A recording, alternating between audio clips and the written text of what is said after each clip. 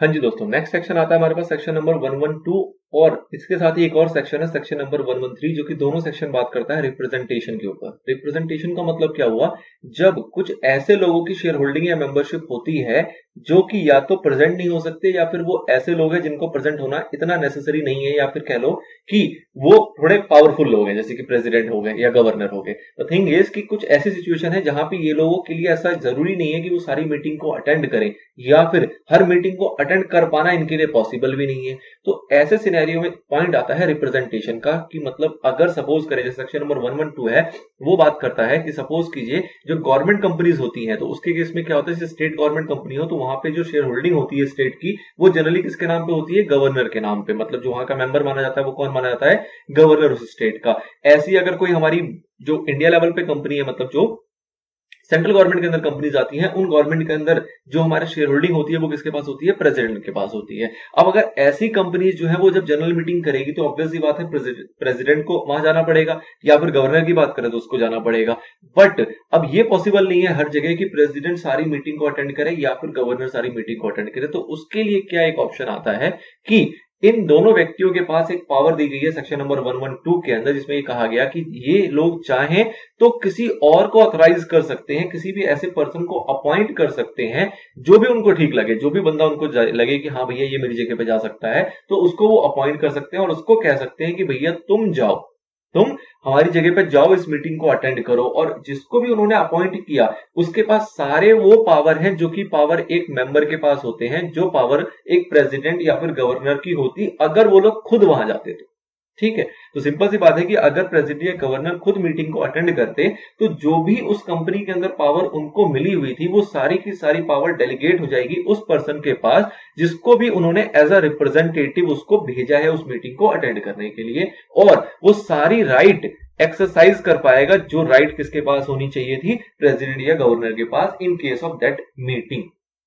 ठीक है, कहा जाता है कि उस सारी राइट में इंक्लूड किया जाएगा right to vote by proxy. Right to vote by proxy का मतलब क्या हुआ कि उस गवर्नर ने सपोज किसी पर्सन मिस्टर एक्स को अपॉइंट किया और मिस्टर एक्स भी खुद नहीं गया, उसने प्रॉक्सी भेज दी।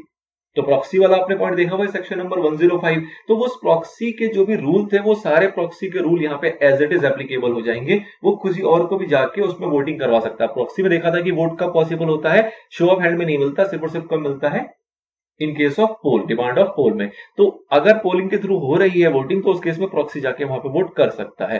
साथ ही में हमने एक पॉइंट देखा था पोस्टल बैलेट का। तो पोस्टल बैलेट के थ्रू भी अगर वोटिंग हो रही है तो प्रेसिडेंट की जगह जो बंदा अपॉइंट किया गया है वो अपॉइंटेड पर्सन पोस्टल बैलेट का भी फायदा उठा सकता है और उसके तहत भी वो वोट कर सकता है।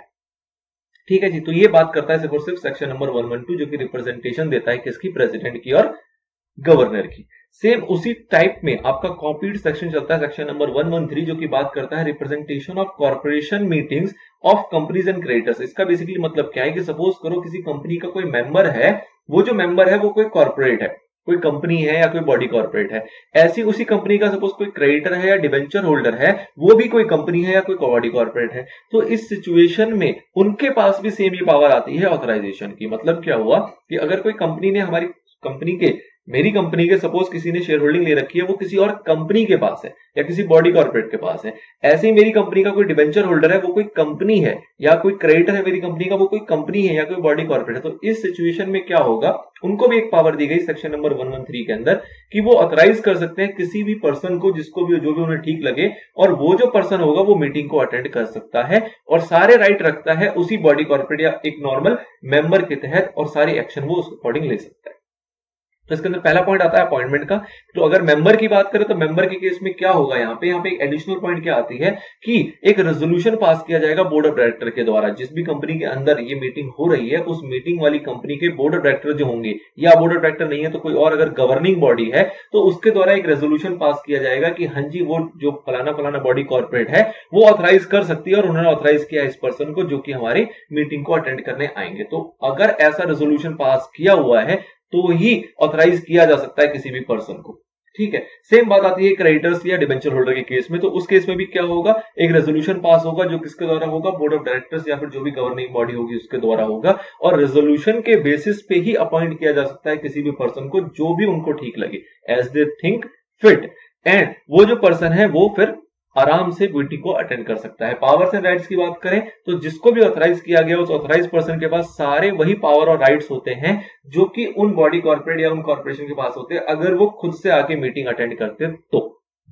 ठीक है, इंक्लूडिंग की बात करें तो वही बात आ जाता है जैसे हमने सेक्शन नंबर 112 में देखा कि including right to vote by proxy मिल जाता है इनको और including right to vote by postal ballot मिल जाता है। मतलब सेक्शन नंबर 105 एंड 1110 दोनों चीजें यहाँ पे उनको साथ में मिल जाती है। तो उस टाइप के भी कोई राइट है कि प्रॉक्सी को अटेंड करवाना है, लाइक उन्होंने ऑथराइज किया, वो किसी और को एज अ प्रॉक्सी भेजना चाहते हैं तो वो भी पॉसिबल है और पोस्टल बैलेट का अगर सिनेरियो होगा तो उसके थ्रू भी वो वोट कर सकते हैं। तो दोनों सेक्शन रिप्रेजेंटेशन के ऊपर थे।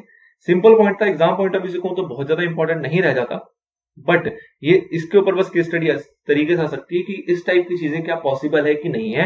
एंड जो डबल एक तरीके से ऑथराइजेशन हुआ, लाइक किसी प्रेसिडेंट ने ऑथराइज किया किसी पर्सन को और उस पर्सन ने फिर एज अ प्रॉक्सी भेज दिया, तो इसके ऊपर केस स्टडी बन के आ सकता है कि क्या ये चीज चल पाएगी कि नहीं चल पाएगी, क्या वो वैलिड है कि नहीं है। तो इस टाइप का एक छोटा केस स्टडी बन सकता है, अदरवाइज बहुत ज्यादा इंपॉर्टेंट नेचर का हम इसको नहीं मान सकते। चलिए, 2 सेक्शन थे हमारे छोटे छोटे से, वो यहाँ पे इस तरीके से रैप अप हो जाते हैं।